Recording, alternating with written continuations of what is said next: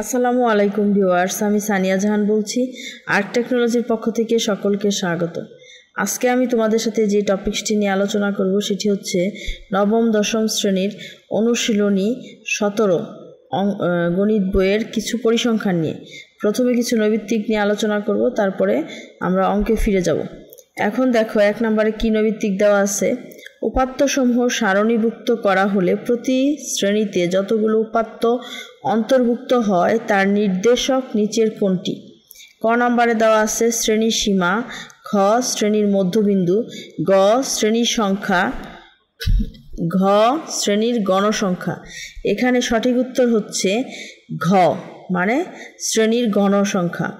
এখন দেখো আমরা এটা কিভাবে পেলাম এবং এই বিষয়টা নিয়েই বিস্তারিত আলোচনা করব। ধরো তুমি 20 জন শিক্ষার্থীর প্রাপ্ত নম্বর বিশ্লেষণ করতে চাও।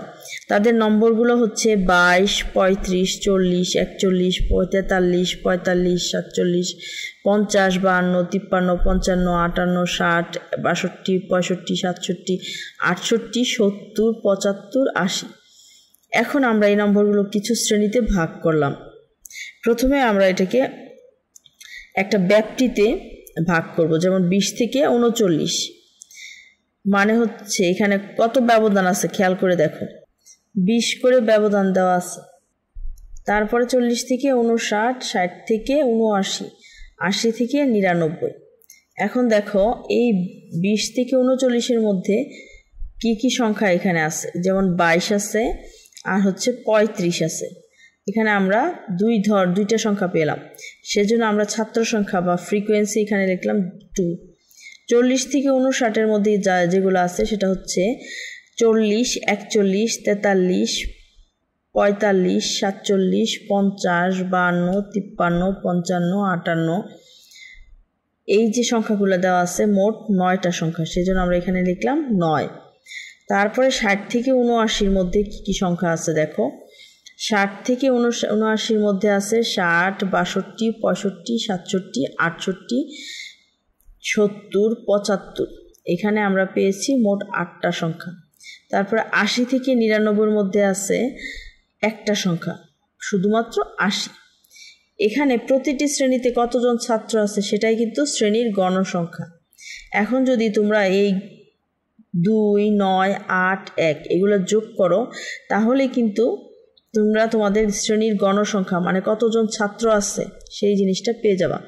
এখন দেখো আমরা যদি মনে মনে করি, 9 আর 2 11, 11 আর 19, 19 আর 1 20। দেখো আমরা প্রথমে কিন্তু বলছিলাম তুমি 20 জন শিক্ষার্থীর প্রাপ্ত নম্বর কিন্তু বিশ্লেষণ করতে চাও, তাহলে 20 আমরা কিন্তু পেয়ে গেলাম। তাহলে এই যে এখানে প্রতিটি শ্রেণীতে কতজন ছাত্র আছে সেটাই হলো শ্রেণীর গণসংখ্যা। উদাহরণস্বরূপ 40 থেকে 59 শ্রেণীতে 9 জন ছাত্র আছে, তাই এই শ্রেণীর গণসংখ্যা হচ্ছে 9। আশা করি তোমরা এই বিষয়টা ক্লিয়ার হতে পেরেছো। 2 নম্বরে কি দেওয়া আছে দেখো, পরিসংখ্যানের অবিন্যস্ত উপাত্তসমূহ মানের ক্রমানুসারে সাজালে উপাত্তসমূহ মাঝামাঝি কোনো মানের কাছাকাছি পুঞ্জীভূত হয়।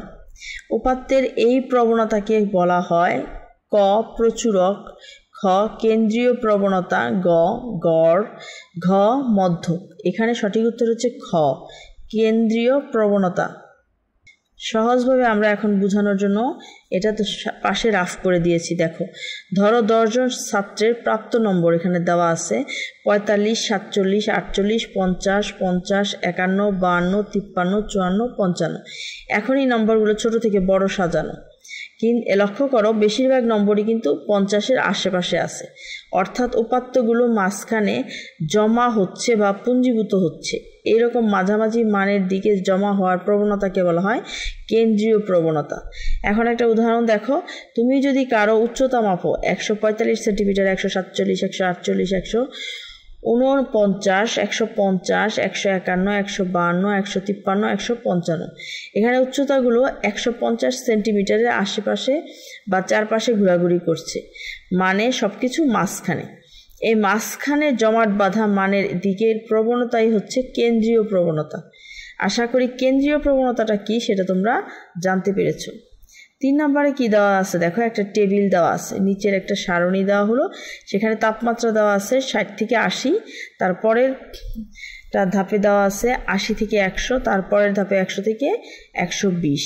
এখন 60 থেকে 80-র মধ্যে 5টা পাইলাম আমরা, 80 থেকে 100-র মধ্যে পেলাম 9টা, 100 থেকে 120-এর মধ্যে পেলাম 4টা। শ্রেণীব্যাপ্তি আছে 3, মানে 1 নাম্বারে দেওয়া আছে। 2 নাম্বার হচ্ছে মধ্যক শ্রেণী 8 থেকে 10। তারপরে দেখো মানে 8 ডিগ্রি থেকে 10 ডিগ্রি। তাপমাত্রা অবিচ্ছিন্ন চলক। নিচের কোনটা সঠিক? ক 1 আর 2, খ 1 আর 3, গ 2 আর 3, ঘ হচ্ছে 1 2 3। এখানে সঠিক উত্তর হচ্ছে গ 2 3, মানে মধ্যক শ্রেণী হচ্ছে 8 থেকে 10-এর মধ্যে এবং তাপমাত্রা অবিচ্ছিন্ন চলক। এখন দেখো রাফ করে আমি তোমাদেরকে বোঝানোর চেষ্টা করতেছি। দেখো শ্রেণীব্যাপ্তি এখানে দেওয়া আছে 3। এটা কেন ভুল? শ্রেণীব্যাপ্তি হিসাব করা হয় শ্রেণীর উপরের সীমা ও নিচের সীমা, যেমন 80 থেকে 60, এখানে ব্যবধান হচ্ছে 20। 100 থেকে 80, এখানে ব্যবধান হচ্ছে 20, তাই শ্রেণীব্যাপ্তি হবে 20, এখানে 3 হবে না, এটা হচ্ছে ভুল। তারপর দেখো তাপমাত্রার তারপর মধ্যক শ্রেণী দেখো 60 থেকে 100। মোট গণসংখ্যা আমরা যেটা পেয়েছি 5 9 4, এই 3টা যোগ করলে আমরা পাই 18। এখন দেখো মধ্যক অবস্থান 18 ভাগ 2। এখানে দেখো আমরা এখানে মধ্যক বের করার জন্য 2 দিয়ে ভাগ করছি, ভাগ করার পর আমরা পেলাম হচ্ছে 9। তাহলে 9তম উপাত্তটি কোথায় পড়ে? প্রথম 5 = 60 থেকে 80-র মধ্যে, আর পরবর্তী 9 পরে হচ্ছে 80 থেকে 100-র মধ্যে। এই শ্রেণীর মধ্যে 9তম উপাত্ত গড়ে উঠেছে। তোমরা 9তম উপাত্তটি কোথায় পড়ে আছে সেটা পাবা হচ্ছে 80 থেকে 100-র মধ্যে, তাহলে এটা আমরা ধরে নিতে পারি সঠিক। তারপরে তাপমাত্রার অবিচ্ছিন্ন চলক। তাপমাত্রা এমন একটি রাশি যা দশমিক বা ভগ্নাংশে প্রকাশ করা যায়, যেমন 80.5 ডিগ্রি, তাই এটি একটি কন্টিনিউয়াস ভেরিয়েবল, অবিচ্ছিন্ন চলক। সুতরাং এটাও কিন্তু সঠিক, আর এই কারণে আমরা বলতে পারি 2 এবং 3 হচ্ছে সঠিক। 4 নম্বরে আয়তলক্ষ অঙ্কন করতে দরকার। 1 নম্বরে দেওয়া আছে x অক্ষ বরাবর অবিচ্ছিন্ন শ্রেণীব্যাপ্তি, 2 নম্বরে দেওয়া আছে y অক্ষ বরাবর গণসংখ্যা, 3 নম্বরে দেওয়া আছে শ্রেণী মধ্যমান। নিচের কোনটি সঠিক? ক 1 ও 2, খ 1 আর 3, গ 2 আর 3, ঘ 1 2 3। এখানে সঠিক উত্তর হচ্ছে ক 1 ও 2। আয়তলক্ষ যদি আমরা আঁকতে চাই, মানে হচ্ছে আমাদের গ্রাফ পেপারে আমরা যেটা আঁকতে চাই সেটা হচ্ছে x অক্ষ এবং y অক্ষ আমাদের অবশ্যই দিতে হবে। এবং দেখো এখানে 0 থেকে 10, 10 থেকে 20, এই যে আমাদের শ্রেণী ব্যক্তিটা, এটা কিন্তু আমাদের x অক্ষে আমরা দেখায় দিব। y অক্ষে গণসংখ্যাটা কতজন বা কতবার সেটা কিন্তু আমরা অঙ্কন করে দেখাবো। শ্রেণীর মধ্যমান লাগে না আয়তলেখার ক্ষেত্রে, কারণ এটা চিত্রে দেখানো যায় না। তাই সঠিক উত্তর হচ্ছে 1 ও 2, মানে ক নম্বরটা। 5 নম্বরে কি দেওয়া আছে দেখো, উপাত্তের ক্ষেত্রে প্রচুরক। 1 কেন্দ্রীয় প্রবণতার পরিমাণ, 2 সবচেয়ে বেশি বার উপস্থাপিত মান, 3 সব ক্ষেত্রে অনন্য নাও হতে পারে। এখানে সঠিক হচ্ছে ক 1 ও 2, খ 1 ও 3, গ 2 ও 3, ঘ হচ্ছে 1 2 3। সঠিক উত্তর হচ্ছে গ।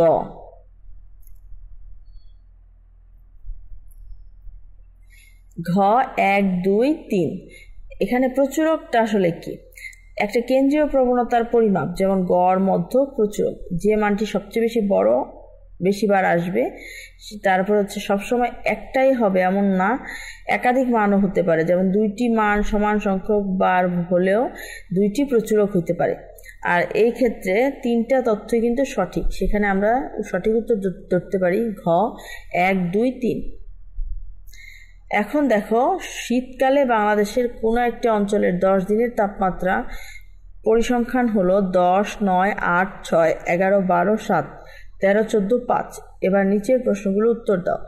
উপরের সংখ্যাসূচক উপাত্তের প্রচুরক কোনটি? ক 12 ডিগ্রি, খ 5 ডিগ্রি, গ 14 ডিগ্রি, ঘ প্রচুরক নাই। এখানে দেখো উত্তর হবে ঘ, প্রচুরক নাই। প্রচুরক হলো এমন একটি মান যেটি সবচেয়ে বেশি বার দেখা যায়। এখানে 10টি তাপমাত্রা দেওয়া আছে, এবং সেটি হচ্ছে 10, 9, 8, 6, 11, 12, 7, 13, 14, 5। প্রতিটি সংখ্যা শুধুমাত্র কিন্তু একবারই দেওয়া আছে, তাই কোনো সংখ্যা বারবার আসে নাই, মানে সব সংখ্যার পুনরাবৃত্তি নাই, তাই এই উপাত্তের কোনো প্রচুরক নাই। সুতরাং এটার উত্তর হবে হচ্ছে প্রচুরক নেই। শীতকালে বাংলাদেশের কোনো একটি অঞ্চলের 10 দিনের তাপমাত্রা পরিসংখ্যান হলো 10, 9, 8, 6, 11, 12, 7, 13, 14, 5। এবার নিজের প্রশ্নগুলোর উত্তর দাও। উপরের সংখ্যাসূচক উপাত্তের গড় তাপমাত্রা কোনটি? ক 8 ডিগ্রি, খ 8.5 ডিগ্রি, ঘ 9.5 ডিগ্রি, ঘ 9 ডিগ্রি। এখানে ব্যাখ্যা হচ্ছে গড় তাপমাত্রা মানে হলো সব তাপমাত্রা যোগ করে মোট দিনের সংখ্যা দিয়ে ভাগ করা। তাপমাত্রাগুলো কি কি? 10, 9, 8, 6, 11, 12, 7, 13, 14, 5 সবগুলো যোগ করে আমরা পেয়েছি 95। মোট দিন হচ্ছে এখানে দেখো 10 দিন।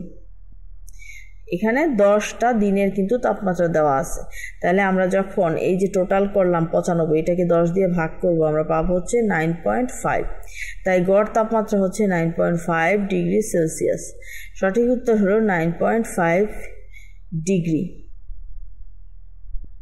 শীতকালে বাংলাদেশের একটি অঞ্চলের 10 দিনের তাপমাত্রা পরিসংখ্যান হলো 10, 9, 8, 6, 11, 12, 7, 13, 14, 5। এবার নিচের প্রশ্নগুলোর উত্তর দাও। উপাত্ত সমূহের মধ্য কোনটি? ক 9.5, খ 10, গ 10.5, ঘ 9। মধ্যক হলো এমন একটি মান যেটি ক্রম অনুসারে সাজানো উপাত্তের মাঝখানে থাকে। তাপমাত্রাগুলো হলো 10, 9, 8, 6, 11, 12, 7, 13, 14, 5। ধাপ 1 আমরা কি করব? ছোট থেকে বড় সুন্দর করে সাজাবো। 5, 6, 7, 8, 9, 10, 11, 12, 13, 14। ধাপ 2তে কি করব? এখানে সংখ্যা আছে 10টি, তাই মধ্যক হবে পঞ্চম ও ষষ্ঠ সংখ্যার গড়। এখানে দেখো আমাদের পঞ্চম আর ষষ্ঠ সংখ্যা হচ্ছে 9 আর 10, তাহলে দুইটা যোগ করব আমরা, এবং এখানে দুইটা সংখ্যা দিয়ে আবার আমরা ভাগ করে নিব। আমাদের আসলো 9.5, তাই মধ্যক হচ্ছে 9.5। সঠিক উত্তর হচ্ছে ক 9.5 ডিগ্রি সেলসিয়াস। 9 নম্বরে দেওয়া আছে সারণীভুক্ত শ্রেণীবিন্যস্ত উপাত্তের সংখ্যা হলো n, মধ্যক শ্রেণীর নিম্নসীমা l, মধ্যক শ্রেণীর পূর্ববর্তী শ্রেণীর ক্রমযোজিত গণসংখ্যা fc, মধ্যক শ্রেণীর গণসংখ্যা fm এবং শ্রেণীব্যাপ্তি h। এই তথ্যের আলোকে নিচের কোনটি মধ্যক নির্ণয়ের সূত্র? ক নম্বরে দেওয়া আছে l+n/2 - fc * h/fm। খ নম্বরে দেওয়া আছে l+n/2 - fm * h/fm। গ নম্বরে দেওয়া আছে l-n/2 - fc * h/hfm। ঘ নম্বরে দেওয়া আছে l-n/2 - fm * h/fm। এখানে সঠিক উত্তর হচ্ছে ক l+n/2 - fc * h/fm। কিভাবে হলো দেখো, শ্রেণীবিন্যস্ত উপাত্তের মধ্যক নির্ণয়ের সঠিক সূত্রটি হলো l+n/2 - fc * h/fm। এখানে l হলো মধ্যক শ্রেণীর নিম্নসীমা, অর্থাৎ যে শ্রেণীতে মধ্যক আছে তার শুরুর মান n হলো মোট উপাত্ত সংখ্যা। fc হলো মধ্যক শ্রেণীর পূর্ববর্তী শ্রেণীর ক্রমযোজিত গণসংখ্যা। মধ্যক শ্রেণীর আগে পর্যন্ত মোট কতগুলো উপাত্ত আছে? fm হলো মধ্যক শ্রেণীর গণসংখ্যা। মধ্যক শ্রেণীর মধ্যে কতগুলো উপাত্ত আছে? h হলো শ্রেণী ব্যাপ্তি, প্রতিটি শ্রেণীর আকার।